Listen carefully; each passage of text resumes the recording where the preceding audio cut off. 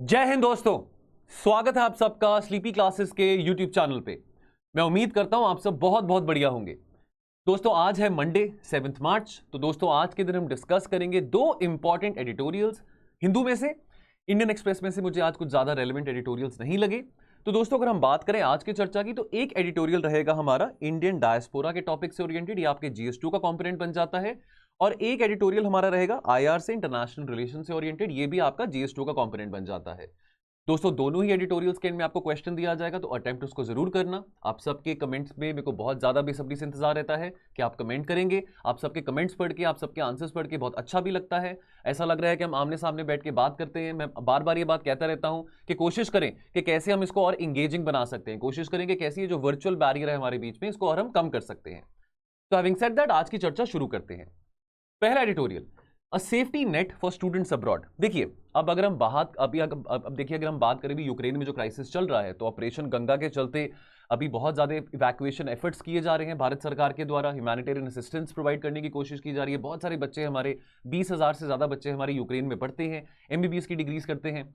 अब देखिए अगर बाहर पढ़ने की बात हो, देश विदेश में जाने की बात हो, तो चलिए इसमें कोई बुरी बात भी नहीं है। अगर हम अपनी सभ्यता की बात करें तो हमारे यहाँ पे कोई जमाना था, नालंदा यूनिवर्सिटी, तक्षशिला यूनिवर्सिटी की अगर हम बात करें तो कितने सारे लोग यहाँ पे पढ़ने आते थे। हमने हिस्ट्री में पढ़ा होगा फाजियान के बारे, हुएनसांग के बारे, जो कि बुद्धिस्ट स्टडीज करने के लिए यहाँ पे आए थे, राइट। तो अब देखिए अब हम अगर हमारे बच्चे, उनके एस्पिरेशंस है कि वो बाहर पढ़ना चाहते हैं, तो अगर हम पंजाब से बात करें, जैसे हम पंजाब से हैं, तो पंजाब में तो घर घर में बच्चों को क्रेज है कि भी कनाडा जाके पढ़ना है, ऑस्ट्रेलिया जाके पढ़ना है, यूके जाके पढ़ना है। तो ठीक है, इसमें कोई बुरी बात भी नहीं है, हर किसी के अपने एस्पिरेशन है। अब चाहे महात्मा गांधी जी थे, बी आर अम्बेडकर थे, जवाहरलाल नेहरू थे, अमर्त्य सेन की बात करें, डॉक्टर मनमोहन सिंह की बात करें, ये भी बाहर गए थे हायर एजुकेशन को परस्यू करने के लिए, और इनका बहुत योगदान भी रहा है इंडियन इकोनॉमी को, ठीक है। तो अगर हम बात करें इंडियन स्टूडेंट्स की, तो more than 7.5 lakh students are starting abroad, spending about $24 billion. तो कितना सारा, हम देखिए कितना सारा, देखिए चलो बच्चे तो बाहर पढ़ने जा रहे हैं, लेकिन उनके साथ कितने पैसे भी जाते हैं, वो फीसेस भरते हैं, उनका खर्चा पाने के लिए पेरेंट्स उनको पैसे भेजते हैं, ठीक है। तो कहीं ना कहीं पैसा भी बाहर जा रहा है। तो $24 बिलियन कहीं ना कहीं एक्सपोर्ट हो रहा है to the foreign economies, that is around 1% of India's GDP. अब डिमांड तो देखिए बच्चों की बाहर पढ़ने की बढ़ती रहेगी, जैसे जैसे उनके एस्पिरेशंस बढ़ेंगे, जैसे जैसे लिविंग स्टैंडर्ड्स बढ़ेंगे, तो उनकी एस्पिरेशन बढ़ती रहेगी। इसमें कोई बुरी बात भी नहीं है। अगर हम भारत की बात करें तो इंडिया में half of the Indian population, हम अपने डेमोग्राफिक डिविडेंड की बात करते हैं, तो हर दूसरा बंदा, उसकी जो उम्र है 25 साल से कम की है। अब देखिए एक जमाना था, नालंदा यूनिवर्सिटी की हम बात करते हैं, हम टैक्सला यूनिवर्सिटी की बात करते हैं, लेकिन आज के टाइम पे अनफॉर्चुनेटली कोई भी ऐसी यूनिवर्सिटी, इंडियन यूनिवर्सिटी नहीं है जो कि अभी टॉप 100 में आती हो। तो लेकिन लोगों की एस्पिरेशंस हैं, वो बाहर पढ़ना चाहते हैं। अब बेनिफिट्स की बात करें, चलो अब एक तरफ तो हम बहुत सेलिब्रेट करते हैं सुंदर पिचाई के अचीवमेंट्स को, सत्य नेडेला की अचीवमेंट्स को, लेकिन एक तरफ फिर सोशल मीडिया पे बहुत शोर भी मचता है, बहुत शोर शराबा होता है कि भाई ये लोग तो बाहर चले गए हैं आईआईटी से अपनी डिग्री करके, आईएम से डिग्री करके, अब यहाँ पे आईआईटी से आईएम में, ठीक है उनकी बात भी गलत नहीं है। जो लोग सोशल मीडिया पे इस बात का कैंपेन उठाते हैं कि भाई यहाँ पे इतनी महंगी फीस दे के आईआईटी से आईएम से ग्रेजुएशन करना, पोस्ट ग्रेजुएशन करना हर किसी के बस की बात नहीं है, बहुत कॉम्पिटेटिव होता है। लेकिन the fact of the matter is कि ये लोग जो बाहर जाते हैं, जो कि बहुत बड़ी बड़ी अचीवमेंट्स अचीव करते हैं, तो वो कहीं ना कहीं हमारी सॉफ्ट पावर को भी कंट्रीब्यूट कर रहे हैं। कहीं ना कहीं वो इंडिया की जो पोजीशन है ग्लोबल स्टेज पे, उसको और बेटर करते हैं, एनहांस करते हैं। तो ये सॉफ्ट पावर की बात यहां पे आ जाती है, ठीक है। सो लार्जर बेनिफिट्स, चाहे वो सॉफ्ट पावर की बात है, चाहे वो नॉलेज ट्रांसफर की बात है, चाहे वो रेमिटेंसेस की बात है, तो बहुत सारे बच्चे जो बाहर जाते हैं वो जॉब भी करते हैं, लोन पूरा करने के लिए तो पैसे घर भी वापस भेजते हैं। तो कितनी अच्छी बात है। इसमें देखिए इसमें बेनिफिट्स भी हैं, चलो ब्रेन ड्रेन का अपनी तरफ एक नुकसान भी, लेकिन इसके बेनिफिट्स भी हैं। दोनों बातें यहां पे आ जाती हैं। अब अगर अभी हम अपने बच्चों की बात करें जो यूक्रेन में फंसे हुए हैं, देखिए बहुत अभी इमेजेस आती रहती टीवी में, ठीक है। 2 बच्चे हमारे मारे भी गए हैं, ठीक है। सो एक बच्चे की डेथ हो गई थी और एक बच्चा, उसको ही सफर्ड हार्ट स्ट्रोक, राइट। अब ऑपरेशन गंगा, आपने न्यूज़ में पढ़ा होगा, ऑपरेशन गंगा के चलते इवैक्यूएशन एफर्ट्स चल रहे हैं, बच्चों को यहाँ पे लेके आया जा रहा है। खास करके बहुत सारे बच्चे पंजाब से, हरियाणा से, कर्नाटका से, जो वहाँ पे एमबीबीएस परस्यू करने गए हुए हैं, ठीक है। सो अब लेकिन इसके चलते बहुत चिंता भी है, पेरेंट्स को भी चिंता है, सरकार भी अपनी तरफ से एफर्ट्स कर रही है। तो यहाँ पे इस आर्टिकल में बात ये करी गई है कि क्या हम कोई ऐसा मैकेनिज्म रख सकते हैं जहां पे इन बच्चों की सोशल सेफ्टी सेफगार्ड हो सके, इनकी सेफ्टी सेफगार्ड हो सके। देखिए अब चलिए, तो यूक्रेन का क्राइसिस हो गया, उसके अलावा बहुत सारे ऐसे बच्चे हैं जो कि अब पैंडेमिक के चलते कितने सारे बच्चों ने एडमिशन ली थी कनाडा में, ऑस्ट्रेलिया में। चलो पैंडेमिक आ गया तो वहां पे ऑस्ट्रेलिया की अगर बात करें तो ऑस्ट्रेलिया ने अपने बॉर्डर्स बंद कर दिए, कितने सारे बच्चे जिनका सपना था कि वो अपनी बाहर जाके डिग्री पूरी करेंगे, जिन्होंने 2019 में या 2020 में आइल्स का एग्जाम दिया होगा, लेकिन पैंडेमिक के चलते सब लॉकडाउन हो गया था तो वो नहीं जा पाए, ये भी एक चिंता का विषय बन गया था। अब उस तरह से और भी ऐसी न्यूज़ सामने आई है कि बहुत सारे बच्चे जिन्होंने कनाडा में या यूके में हायर एजुकेशन के लिए डिग्रीज परस्यू करने के लिए अपनी इच्छा जताई थी, उन्होंने फीस भरी थी, तो बहुत सारे ऐसे कॉलेजेस हैं कनाडा में, यूके में, जो कि बोगस पाए गए थे। फीस तो ले ली लेकिन आगे उनको बुला के वहां पे पढ़ाई नहीं कराई। ठीक है, तो अब ये देखिए बहुत बड़ा स्कैम होता है। इमिग्रेशन एजेंट्स है वो बच्चों को थोड़ा सेड्यूस करने के लिए, एंटाइस करने के लिए, बाहर भेजने के लिए उनको ल्योर करते हैं कि भाई आपको पीआर मिल जाएगी, आप इस कॉलेज से डिग्री करिए, आपको स्टडी वीजा मिलेगा, 2 साल की डिग्री के बाद आपको पीआर मिलेगा। तो इस तरह के धोखे भी होते हैं बच्चों के साथ, उनकी फैमिलीज के साथ। ठीक है, और मेजॉरिटी बच्चे जो बाहर पढ़ने जाते हैं तो वो बहुत अमीर घर से नहीं आते, उनको लोन उठाना पड़ता है, बाहर जाके उनको जॉब करनी पड़ती है ताकि वो लोन पूरा कर सकें। ठीक है, अब अगर हम अपने डायस्पोरा की बात करें तो जो हमारे बच्चे हैं, India is the second largest source of international students only after China. तो ये आने वाले समय में तो एस्पिरेशन तो लोगों की बढ़ेगी, तो डेफिनेटली वो और भी बाहर जाएंगे। न्यूजीलैंड है, ऑस्ट्रेलिया है, यूके है, कनाडा है, तो डेफिनेटली बाहर जाएंगे। अब यहां पे प्रोटेक्शन की बात आती है, तो देखिए अगर अब इतने सारे बच्चे अगर बाहर जा रहे हैं तो जरूरी बनता है, देखिए ये सारे बच्चे उनकी इकोनॉमीज में भी, अगर कोई ऑस्ट्रेलिया पढ़ने जा रहा है, कनाडा में जा रहा है, यूक्रेन में जा रहा है, यूके में जा रहा है, तो चलो यहाँ पे तो वो पैसे भेज रहे हैं अपने पेरेंट्स को, फाइनेंशियली सपोर्ट कर रहे हैं। ठीक है, बड़ी बड़ी अचीवमेंट्स अचीव कर रहे हैं, ठीक है, बड़े बड़े ओहदों पे जा रहे हैं, लेकिन साथ के साथ वो इंडिया की डेवलपमेंट में भी हेल्प कर रहे हैं और साथ के साथ उन इकोनॉमीज की भी डेवलपमेंट में हेल्प कर रहे हैं। उनकी इकोनॉमी भी ग्रो हो रही है हमारे बच्चों के कारण। ठीक है, they are consuming higher education abroad, right. तो बहुत जरूरी है कि जिन देशों में वो पढ़ाई कर रहे हैं उन देशों में खास करके उनकी सरकारों को खास ख्याल रखना चाहिए कि जो बच्चे हैं, खास करके अगर हम अपने भारत के बच्चों की बात करें, उनको प्रोटेक्ट करा जा सके। It is only natural for us to mandate protection of our people abroad by ensuring that the host countries यानी कि ऑस्ट्रेलिया, कनाडा, यूके, कि उन सब बच्चों की रिस्पॉन्सिबिलिटी उठा सके। अब हम कितने सारे फ्री ट्रेड एग्रीमेंट साइन करते हैं, ठीक है, कितने सारे हम ट्रीटी साइन करते हैं यूई के साथ, यूके के साथ, फ्रांस के साथ, ऑस्ट्रेलिया के साथ, तो क्यों ना हम इस विषय को भी उस फ्री ट्रेड एग्रीमेंट के इशू के टॉपिक के बीच में लेके आ सकें। Now Indian government should proactively create a safety net for the international students. तो international agreements which oblige host countries to ensure the welfare of the Indian students during the times of crisis, चाहे war है, चाहे pandemic है, इस बात को बहुत महत्वता देनी चाहिए, should be given Paramount importance. अब वे फॉरवर्ड की बात करें तो जैसे मैंने आपको भी बताया कि अभी हमारी सरकार की कोशिश है कि कैसे हम फ्री ट्रेड एग्रीमेंट साइन कर सके इंडिया, यूके के साथ, ऑस्ट्रेलिया के साथ, तो क्यों ना इन फ्री ट्रेड एग्रीमेंट्स के बीच में जो प्रोटेक्शन है of the students of the diaspora जो कि इन देशों में बाहर पढ़ने गए हैं, उनकी प्रोटेक्शन की भी यहाँ पे बातचीत की जा सके। यहाँ पे एक और सजेशन दिया गया है, एक मैंडेटरी स्टूडेंट इंश्योरेंस स्कीम का एक कंसिडरेशन हो सकता है, as well as the responsibility of the welfare of the students in the host country. तो this will do what, this will secure the interest of the students जो कि बाहर पढ़ने गए हुए हैं। ठीक है, और जैसे मैंने आपको भी बताया था कि बहुत सारे बच्चे जो बाहर पढ़ने जाते हैं वो अमीर घर से नहीं आते हैं, ठीक है, बहुत ऑर्डिनरी मिडिल क्लास फैमिलीज में से आते हैं, तो उनको लोन उठाना पड़ता है बैंक में से। ठीक है, तो वो लोन वापस करने के लिए उनको दिन रात वहां पे मेहनत भी करनी पड़ती है। तो इसके चलते ये जो स्टूडेंट इंश्योरेंस स्कीम है ये बहुत लाभदायक रहेगा। तो दोस्तों इससे क्वेश्चन क्या बनता है, क्वेश्चन बनता है when the achievements of Indians abroad are ours to celebrate, Sundar Pichai की बात करें, सत्य नडेला की बात करें, so is the responsibility to safeguard their welfare. क्या आप इस बात से सहमत हैं? इसको क्रिटिकली इवैल्यूएट कीजिए 250 शब्दों में। चलिए दोस्तों अगला आर्टिकल, ये आज का लास्ट एडिटोरियल रहेगा। In sanctions bite Nord stream 2 in the crosshairs. तो ये रंजन मथाई ने लिखा है, फॉर्मर फॉरेन सेक्रेटरी रह चुके हैं। अब देखिए लड़ाई के चलते रशिया के ऊपर बहुत तरह तरह के सैंक्शंस लगे हैं, उनमें से एक सबसे बड़ा जो सैंक्शन है वो नॉर्थ स्ट्रीम 2 के ऊपर है। अब नॉर्थ स्ट्रीम 2 की अगर हम बात करें, नॉर्थ स्ट्रीम 2 है क्या, तो नॉर्थ स्ट्रीम 2 एक गैस पाइपलाइन है, इस पर बहुत लाखों करोड़ रुपए लगे हैं, बहुत इन्वेस्टमेंट लगी है, जो कि अब रशिया के पास क्या है एक्सपोर्ट करने को, रशिया के पास बहुत रिच नेचुरल गैस रिजर्व्स हैं, ऑयल रिजर्व्स हैं। तो रशिया इस नॉर्थ स्ट्रीम 2 पाइपलाइन के चलते, नॉर्थ स्ट्रीम 1 भी और नॉर्थ स्ट्रीम 2 भी है, मैं आपको भी मैप भी दिखाता हूं, this connects Russia to Germany via the Baltic Sea. तो ये $11 मिलियन की ये पाइपलाइन है, ठीक है। तो ये जो प्रोजेक्ट है this is owned by Russia state owned Gazprom. अब जो बाइडन ने क्या कहा था, जो बाइडन ने पिछले महीने कहा था कि भाई अगर रशिया इन्वेड करेगा यूक्रेन के ऊपर तो ये नहीं बचने वाली, ये नॉर्थ स्ट्रीम 2 पाइपलाइन खत्म हो जाएगी, हम इसको फ्रीज कर देंगे, सैंक्शन लगा देंगे। अब जर्मनी के नए नए चांसलर आए हैं, ओलाफ स्कॉल्स, अब उनको भी बहुत प्रेशर था, ठीक है। अब obviously Germany is an ally of America. अब जो बाइडन ने ओलाफ स्कॉल्स के सामने ये बात बोली कि भी अगर रशिया ने इन्वेड किया, ये तो 24 फरवरी से पहले की बात है, कि अगर रशिया ने यूक्रेन को इन्वेड किया तो नॉर्थ स्ट्रीम 2 पाइपलाइन है वो नहीं बचेगी। अब अगर हम इस पाइपलाइन की बात करें, जर्मन इकोनॉमी क्या पूरी की पूरी यूरोपियन यूनियन की जो इकोनॉमी है वो बहुत ज्यादा डिपेंडेंट है रशिया के ऊपर अपनी एनर्जी नीड्स को मीट करने के लिए, ठीक है। अब देखिए, अब इसकी कैपेसिटी की बात करें तो अगर नॉर्थ स्ट्रीम 1 की capacity 55 billion cubic metre of gas है जो कि एक्सपोर्ट करता है रशिया, तो अगर इसकी बात करें नॉर्थ स्ट्रीम 2 की तो उसकी जो कैपेसिटी है 110 बिलियन क्यूबिक मीटर है, ठीक है। अब ये बहुत क्रिटिकल इशू है। अगर हम आपको नॉर्थ स्ट्रीम 2 की बात बताऊं तो ये जो ग्रीन डॉटेड है ये नॉर्थ स्ट्रीम 2 है, ये आती है from the Arctic shelf in Russia, ये ऊस्ट लुगा से जाके ग्रेसफोल्ड में जाती है, ग्रेसफोल्ड इज इन जर्मनी। और अगर नॉर्थ स्ट्रीम 1 की बात करें तो ये वाइबोर्ग से आती है इन रशिया, और ये भी कहां पे जाती है, ग्रेसफोल्ड में जाती है। तो ये आपकी जो बाल्टिक सी है इसको क्रॉस करते जाती है, और बहुत सारी कंट्रीज रशिया के ऊपर डिपेंडेंट है as far as the natural gas requirements is concern. देखिए, अब नेचुरल गैस तो भी क्रिटिकल फ्यूल रहेगा। देखिए चलो ठीक है, नेचुरल गैस थोड़ा सा क्लीन है, इतनी ज्यादा कार्बन डाइऑक्साइड इमिशन नहीं करता, राइट, बट इतना भी हम क्लीन नहीं कह सकते। अब आने वाले समय में हम नेट जीरो की बात करते हैं, कैसे हम कार्बन डाइऑक्साइड का फुटप्रिंट दुनिया में कम कर सकते हैं। तो यूरोपियन यूनियन के देश हो चाहे अमेरिका हो, तो उनके तो बहुत एम्बिशियस टारगेट्स हैं कि भाई टुवर्ड्स 2050 हम कैसे नेट जीरो के जो अपने टारगेट्स हैं मीट कर सकते हैं। लेकिन the fact of the matter is कि अभी 2022 है और नेचुरल गैस की जो डिपेंडेंसी है वो 2040 तक तो रहने वाली है, चाहे हम क्लीनर एनर्जी की बात करें। वैसे नेचुरल गैस कोल से तो बहुत क्लीन है, नेचुरल गैस यूज अगर हम कर रहे हैं तो नेचुरल गैस की जो generation of carbon dioxide is far much less as compare to the electricity produced by coal.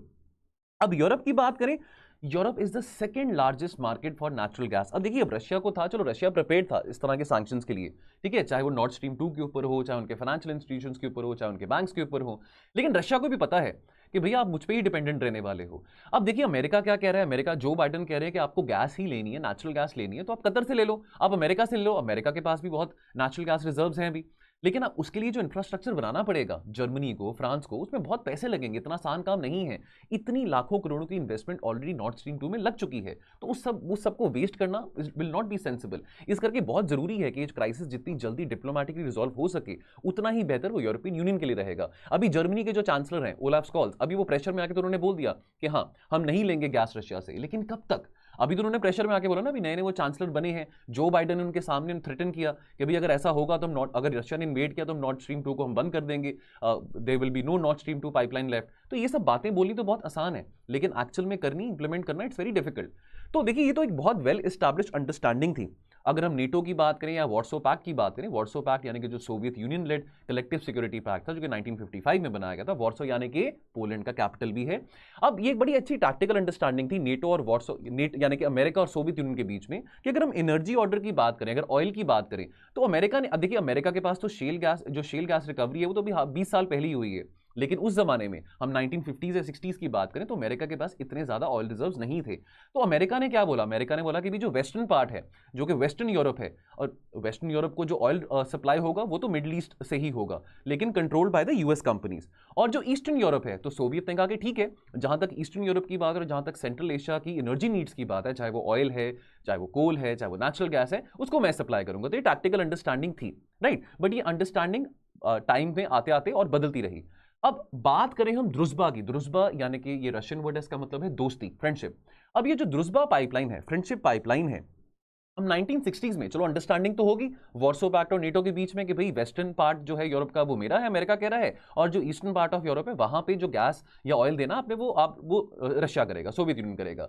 अब 1960s में क्या हुआ, 1960s में ये पाइपलाइन बनी, द्रुजबा पाइपलाइन बनी। Now this carries oil some 4,000 kilometers from the eastern part of the of Russia to the points in Ukraine, Belarus, Poland, Hungary, Slovakia, Jake Republic and Germany. Germany mind you, जैसे आपको याद होगा world war 2 के बाद Germany का भी बंटवारा हो चुका था, तो एक पार्ट तो जर्मनी का जो वेस्टर्न पार्ट था वो अमेरिका के अंडर था, और जो ईस्टर्न पार्ट था जर्मनी का वो सोवियत के अंडर था। अब सोवियत की कोशिश थी कि चलो ईस्टर्न यूरोप तो था सोवियत के स्फीयर ऑफ इन्फ्लुएंस में, लेकिन सोवियत की कोशिश थी कि कैसे वो वेस्टर्न यूरोप तक भी पेनिट्रेट कर सके, बिकॉज सोवियत ये कह रहा था देखो मेरे पास बहुत ज्यादा तेल है, मेरे पास बहुत ज्यादा नेचुरल गैस है, मैं आपकी नीड्स पूरी कर सकता हूं, राइट। तो अब इसके चलते अमेरिका को भी बहुत गुस्सा आया था। America, this led to geopolitical tensions between USA and USSR, क्योंकि टैक्टिकल अंडरस्टैंडिंग थी नेटो और वार्सो पैक्ट के बीच में कि भी जो वेस्टर्न पार्ट है यूरोप का वो तो मेरा है, वहां पे मैं दादा रहूंगा, ईस्टर्न पार्ट में आप दादा रह सकते हैं। The name Druzhba means friendship, alluding to the fact that the pipeline supplied oil to the energy hungry western regions of the Soviet Union to the Western Europe, right? तो यानी कि western जो regions of the Soviet union वो कौन से आते हैं, eastern Europe आ गया, ईस्टर्न यूरोप और सेंट्रल यूरोप आ गया। तो कोशिश थी कि इस पाइपलाइन के जरिए कैसे जो ऑयल है, ऑयल की जो सप्लाई है वो वेस्टर्न पार्ट ऑफ यूरोप तक भी जा सकती है। अब एनर्जी ट्रांजिशन की बात करें, देखिए 1960s में तो टेंशन थी यूएसए और यूएसएसआर के बीच में, लेकिन फिर एक टाइम आया 1970 से लेके टिल द टाइम जब सोवियत्स ने इन्वेड किया अफगानिस्तान में, तो बीच में जो 8-9 साल का जो टाइम था ना, अमेरिका की जो एनर्जी थी वो मिडिल ईस्ट पे शिफ्ट कर चुकी थी। तो इस दौरान ये जो 8-9 साल का टाइम था फ्रॉम 1970 टू 79, अमेरिका और यूएसएसआर के बीच में डिटेंशन आ चुका था, डिटेंटे कहते हैं इसको, यानी कि टेंशन थोड़ी कम हो गई थी because of the oil crisis happening in the Middle east. तो उसके चलते अमेरिका की जो टेंशन थी वो ज्यादा मिडिल ईस्ट में शिफ्ट हो गई थी। नाउ अब 1970s में European energy transition to the natural gas led to geo economic linkage of the giant Soviet gas fields, यानी कि जो पाइपलाइन, जो द्रुजबा पाइपलाइन, ऑयल पाइपलाइन जो 1960s में बनाई गई थी, इसका ज्यादा बेनिफिट सोवियत यूनियन को कब हुआ, 1970s में। Why? Thanks to the Middle East oil supply crisis of the 1970 and fall in the US domestic production. अब अमेरिका ने बोला कि भैया अभी तो हमारे पास कुछ भी नहीं आपको देने को, मिडिल ईस्ट में क्राइसिस चल रहा है तो वहां से तेल की सप्लाई नहीं आ पाएगी, और अभी हम वेस्टर्न यूरोप को क्या दे सकते हैं, सिर्फ कोल दे सकते हैं। यहां से शुरू होता है जो कहानी है वेस्टर्न यूरोप की integration with the Russian economy as far as natural gas is concern. लेकिन उसके बाद क्या होता है, हम towards the end of the 80s आते हैं, तो सोवियत्स को बहुत एक बड़ी हार फेस करनी पड़ती है फ्रॉम द मुजाहिदीन इन अफगानिस्तान, तो वो रिट्रीट बैक करते हैं। और 1986 में क्या होता है, 1986 में ऑयल प्राइस क्रैश होता है which is manipulated by the friendly Saudi Arabian regime, friendly यानी कि जो अमेरिका का अलाय है सऊदी अरेबिया। अब इसके चलते क्या हुआ, जो सोवियत इकोनॉमी थी दैट डेंटेड, और आपको जैसे पता है 1989 के बाद तो सोवियत इकोनॉमी और ज्यादा डाउनग्रेड हो गई थी, और उसके बाद जैसे आप जानते हैं 1991 में led to the disintegration of USSR, 1989 में led to the fall of the Berlin wall. अब इसके बाद क्या होता है, अब 1989 के बाद, 1991 के बाद जो यूनिपोलर मूवमेंट है जो अमेरिका एंजॉय करता है 2008 तक, अब विक्टोरियस यूएस के भाई चलो सोवियत्स की हार अफगानिस्तान में भी हो गई है, ऑयल प्राइस क्रैश भी हो गया, अब यहां पे अमेरिका मौका इस्तेमाल करता है कि कैसे वो नेटो को एक्सपैंड कर सकता है, कैसे जो ऑयल की नीड्स हैं वेस्टर्न यूरोप की और ईस्टर्न यूरोप की, और जो गैस की नीड्स है वेस्टर्न और ईस्टर्न यूरोप की, कैसे अमेरिका उनको प्रोवाइड कर सकता है। तो ये बात यहां पे आ जाती है। अब उसके बाद हम चलते हैं टुवर्ड्स दी अर्ली 90s, तो अर्ली 90s में 1994 में तो व्लादिमीर पुतिन तो 2000s में आते हैं। अगर हम 1994 की बात करें, एक पाइपलाइन बनाई गई which was built to Germany via Belarus and Poland। इस पाइपलाइन का नाम क्या था, ये सोवियत्स ने बनाई थी, इस पाइपलाइन का नाम था the Yamal Europe natural gas pipeline. तो ये जो पाइपलाइन 1994 में बनानी शुरू करी गई थी, this is a 4107 kilometre long pipeline which connected the Russian natural gas fields in the Yamal Peninsula and the Western Siberia with Poland and Germany through Belarus। तो अब इसके बाद क्या होता है, अब इसके बाद जर्मनी की जो डिपेंडेंसी है, ठीक है, अब देखिए पहले तो जर्मनी 1989 से पहले तो वेस्टर्न पार्ट जो जर्मनी का था वो यूएसए के पास था, यूएस ऑक्यूपेशन में था, और जो ईस्टर्न पार्ट था वो सोवियत ऑक्यूपेशन में था। अब जर्मनी की जो डिपेंडेंसी है वो रशिया के साथ और बढ़ जाती है। 2000 जब आता है तो साल 2000 में जो 2000 का डेकेड है, तो व्लादिमीर पुतिन बनते हैं रशिया के प्रेसिडेंट, ठीक है। एंड अगर हम पिछले 8 सालों की बात करें, खास करके क्रिमिया के एनेक्सेशन के बाद, तो आज के टाइम पे, जैसे हमने ये बात पहले भी डिस्कस करी थी फ्यू मिनट सीरीज में भी, कि आज के टाइम पे जो फॉरेक्स रिजर्व्स हैं रशिया के पास वो 650 बिलियन डॉलर्स के आसपास है। तो व्लादिमीर पुतिन ने पिछले 20-22 सालों में कोशिश करी है कि कैसे रशिया की इकोनॉमी को बूस्ट किया जा सकता है by leveraging the oil and gas production, by leveraging the oil and gas reserves which Russia has, right. तो ये हो गया Yamal Europe natural gas pipeline के बारे। अब उसके बाद हम बात करते हैं नॉर्थ स्ट्रीम्स की। तो देखिए 2 नॉर्थ स्ट्रीम पाइपलाइन है, एक नॉर्थ स्ट्रीम 1, एक नॉर्थ स्ट्रीम 2, ठीक है। तो अभी जो खतरे में है वो नॉर्थ स्ट्रीम 2 है। क्यों? बिकॉज नॉर्थ स्ट्रीम 2 का जो मेजॉरिटी स्टेक होल्डर है, जो मेजॉरिटी ओनर है, वो एक रशियन एजेंसी है bye the name of Gazprom. अगर हम नॉर्थ स्ट्रीम 1 की बात करें, तो नॉर्थ स्ट्रीम 1 में जो इन्वेस्टमेंट करी गई है वो बहुत सारी कंपनीज की करी गई है जो यूरोपियन यूनियन में रहती हैं। बहुत सारी कंपनी जो कि यूरोपियन यूनियन में जिनका हेडक्वार्टर्स है, उन्होंने नॉर्थ स्ट्रीम 1 में भी इन्वेस्ट किया है। इस करके नॉर्थ स्ट्रीम 1 को भी इतना खतरा नहीं जितना नॉर्थ स्ट्रीम 2 को खतरा है, बिकॉज नॉर्थ स्ट्रीम 2 का जो मेजॉरिटी जो इन्वेस्टर है north stream AG2 which is wholly owned subsidiary of Gazprom, तो उसके ऊपर सैंक्शन लगाए गए हैं। तो इस करके यहां पे अब बहुत टेंशन की बात आ जाती है, खास करके for countries like Germany, Italy and France. Now both pipelines, Nord Stream 1, NST1 and NST2, they are game changers as they can meet nearly all of Germany's import requirements। देखिए जर्मनी बहुत बड़ा देश है यूरोपियन यूनियन का, बहुत बड़ी economy European union की, ठीक है। अब जर्मनी का कंपैरिजन आप ग्रीस के साथ नहीं कर सकते हैं, जर्मनी का कंपैरिजन आप इटली के साथ नहीं कर सकते हैं, जर्मनी का कंपैरिजन आप स्पेन के साथ, पोर्चुगल के साथ नहीं कर सकते हैं। जर्मनी, फ्रांस बहुत बड़ी इकोनॉमीज हैं यूरोपियन यूनियन की, राइट। अब because of the strident opposition to the north stream project. अब यहां पे एक और इनिशिएटिव आ जाता है, 3 सीज इनिशिएटिव। अब यहां पे यूक्रेन कहता है कि भाई नॉर्थ स्ट्रीम जो है वो तो मेरे शहर को वो तो मेरी कंट्री को बाईपास होकर जा रही है। यूक्रेन कहता है कि मेरे पास भी बहुत सारी नेचुरल गैस है, वहां से क्यों नहीं गैस आप ले सकते हो। यूक्रेन का ये कहना है कि भाई इतने सारे नेचुरल गैस रिजर्व मेरे पास पड़े तो मेरी इकोनॉमी को भी बूस्ट मिल सकता है, अगर मैं जर्मनी की, फ्रांस की, इटली की गैस रिक्वायरमेंट्स को पूरा कर सकूं। बात तो यूक्रेन की भी सही है। अब यूक्रेन और ईस्टर्न यूरोपियन जो कंट्रीज हैं जो कि किसी जमाने में सोवियत यूनियन का ब्लॉक था, उन्होंने एक नया इनिशिएटिव शुरू किया by the name of 3 seas initiative. ये 3 सीज इनिशिएटिव की अगर हम बात करें तो इसमें जो 3 सीज आ जाती हैं, यानी कि जो countries which surround the Baltic sea, the black sea and the Adriatic sea. तो 3 सीज इनिशिएटिव की अगर हम बात करें तो this was launched in 2015 by the Croatian and the Polish president. ये जो इनिशिएटिव है, this creates a political platform to promote connectivity among nations in central and eastern Europe. तो अगर यहां पे यूक्रेन की बात करें, यूक्रेन सेंट्रल यूरोप में आ जाता है। फोकस क्या रहेगा? फोकस रहेगा कि कैसे ये जो देश हैं, ये 12 देश हैं जो कि इन तीनों सीज के अराउंड जो लाई करते हैं, कि कैसे ये अपनी जो इंफ्रास्ट्रक्चर की हम बात करें, कनेक्टिविटी की बात करें, एनर्जी नीड्स की बात करें, उसको बूस्ट अप कर सकते हैं, और कैसे इस इनिशिएटिव के थ्रू जो रिक्वायरमेंट्स है खास करके नेचुरल गैस की बाकी देशों की, यूरोपियन यूनियन की, वो इनसे मीट कर सकते हैं। तो kind of a counter, the 3 seas initiative is a kind of a counter to the Russian led north stream 2 pipelines. तो ये 3 सीज इनिशिएटिव आ जाते हैं, 12 कंट्रीज हैं, 3 सीज हैं, तो ये 12 कंट्रीज हैं, ऑस्ट्रिया, बुल्गारिया, क्रोएशिया, चेक republic, Estonia, Hungary, Slovenia, Slovakia, etcetera etcetera. और ये 3 नदियां आ जाती, 3 सीज आ जाती हैं, Baltic sea, Adriatic sea and black sea. और ये 12 देश बीच में आ गए 3 सीज इनिशिएटिव में। प्रीलिम्स के लिए इंपॉर्टेंट है, तो इसको आप नोट जरूर करिएगा। तो कंक्लूजन क्या निकलता है? देखिए, अब जो जर्मन चांसलर हैं, जैसे मैंने आपको बताया कि चलो उन्होंने तो अब मजबूरी, उनको अब नए नए चांसलर बने हैं, ठीक है, तो ऑब्वियसली उन्होंने अपने नंबर भी बनाने हैं जो बाइडेन के सामने। खास करके जर्मनी एक अलाय भी है, ठीक है, बहुत पुराना अलाय है, तो इस करके अब जर्मनी को अब इस बात से भी डर है कि वो अमेरिका को नाराज नहीं कर सकता। 1 महीने पहले जो बाइडेन ने कहा था that they will be no longer a north stream 2 अगर रशिया इन्वेड करता है, और ये ओलाफ स्कॉल्स के सामने कहा था। अब नॉर्थ स्ट्रीम 2 जो है, this is a very well chosen target. अब अमेरिका क्या चाहता है? अमेरिका चाहता है कि चलो कोई बात नहीं, अगर नॉर्थ स्ट्रीम 2 को हम फ्रीज कर देते हैं, अगर नॉर्थ स्ट्रीम 2 से अगर हम रोक देते हैं जो एक्सपोर्ट रशिया कर रहा है गैस की to the European union economy, उससे क्या होगा? अमेरिका कह रहा है मुझसे गैस ले लो, लेकिन इसके लिए मैं बार बार कहता रहता हूं कि इसके लिए जो LNG इंफ्रास्ट्रक्चर है, जहां से आप इंपोर्ट करेंगे, जो टर्मिनल्स हैं, उसको बनाने में बहुत सारा पैसा चाहिए। $11 बिलियन की इन्वेस्टमेंट हुई है, कोई मजाक नहीं है। $11 बिलियन की इन्वेस्टमेंट नॉर्थ स्ट्रीम 2 पे हुई है। नॉर्थ स्ट्रीम 1 जो है, दिस विल रिमेन फंक्शनल, लेकिन नॉर्थ स्ट्रीम 1 की जो कैपेसिटी है that is half of north stream 2। अब the north stream project has a larger capacity. देखिए, चाहिए 3 सीज इनिशिएटिव जो यूक्रेन और ये जो बाकी ईस्टर्न यूरोपियन कंट्रीज बना रही थी, ये मुकाबला नहीं कर सकते नॉर्थ स्ट्रीम प्रोजेक्ट का। जो नॉर्थ स्ट्रीम प्रोजेक्ट है that has a larger capacity than all of Russia's current and planned gas pipelines to China. तो रशिया ये कह रहा है कि चलो कोई बात नहीं, अगर यूरोपियन यूनियन हमसे गैस नहीं लेता तो कोई नहीं, हम चाइना को एक्सपोर्ट कर देंगे गैस। लेकिन कब तक? कब तक यूरोपियन यूनियन की इकोनॉमी रशिया से आइसोलेटेड रह सकती है? That is a cause of concern. तो ये दोस्तों नॉर्थ स्ट्रीम 1 है, इसका ये मैप है, ये वेयरबॉर्ड से शुरू होती है फ्रॉम रशिया और ये जाती है आपकी ग्रेफ्सवॉल्ड में इन जर्मनी, बाल्टिक सी को क्रॉस करते। क्वेश्चन क्या बनता है? What is Nord Stream 2 pipeline? How are the sanctions imposed on this pipeline critical for European Union's economy? 250 शब्दों में कमेंट कीजिए। चलिए, तो दोस्तों ये थे आज के 2 एडिटोरियल्स। कमेंट सेक्शन में कमेंट जरूर करना अपने आंसर्स को, आपको feedback with in 24 hours definitely मिलेगा। बाकी हम मिलेंगे कल और एनालिसिस के साथ, तो आप अपना ख्याल रखिए और पढ़ते रहिए। Thank you so much. जय हिंद।